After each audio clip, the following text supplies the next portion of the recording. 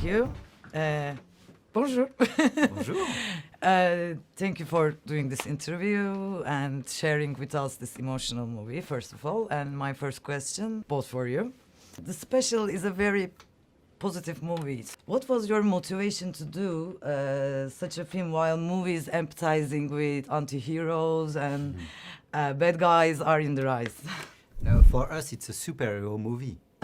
You know? Yes, because for us, these two characters in life are really, for us, superhero. And we are positive men. Yes. So we make positive movie. And we think that in this story, there's a lot of suffering, of course, because of the problem, the issues of the families. It's a real difficult life. But we feel a lot of hope, you know, a lot of light. So we think that our movie is not heavy, you know, but Yes. we want to show to all around the world, to the Turkish people, to all around the world, this story. Because for us, we feel good when we are with these two guys. We feel humanity.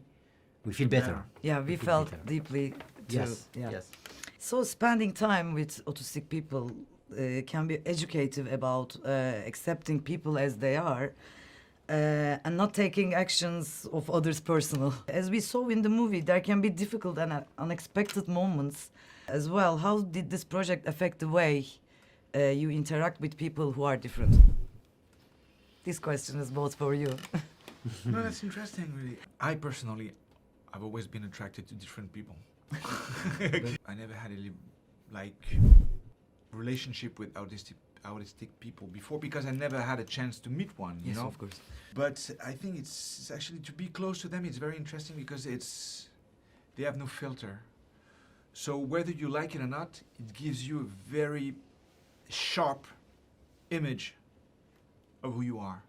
Meaning if you're not real, it just doesn't work. Yeah, they're extremely honest, huh? Yeah, you have to if you try to interact somebody with an autistic person and you're not really there, you're pretending, like this doesn't work. They only respond if something is clear, precise, and direct. So it brings you on that kind of level. You know, you always have to be real. Otherwise, just do something else. But if you go to the autistic person, you got to be real. You had know, to direct them, you yes, know? yes, but it's not in. It's much more difficult. Direct is not the good word because we have to create an atmosphere of trust, Yeah. climate of trust, you know. But with autistic people and with actors in generally, you know, if we have to encadrer, on doit les accompagner, Surround them. surround them more than the actors, the professional actors, of course. But it's the same way that we work, you know, with others. They're no different. Just we took time. We took more time. That's our freedom. You know, we took time, make a long preparation, you know, for explain to Benjamin, who plays Joseph, to explain what we gonna do, to show the set, to meet technicians, to meet Vincent. You know, we just took time, and after I think on s'aimait bien. Yeah.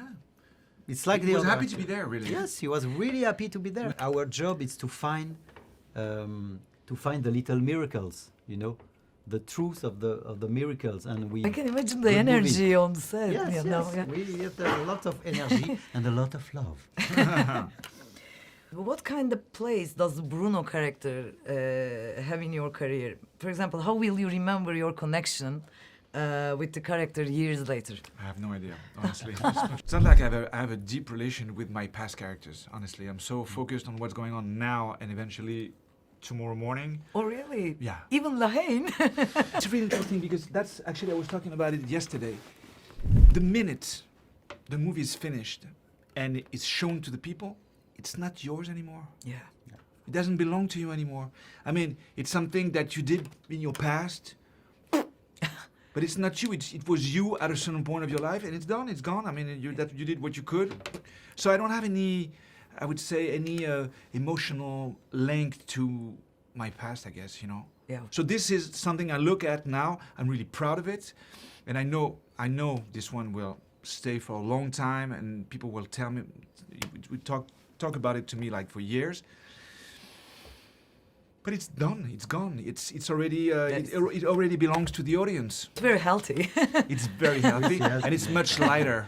Yeah, it's much You know. later. Okay.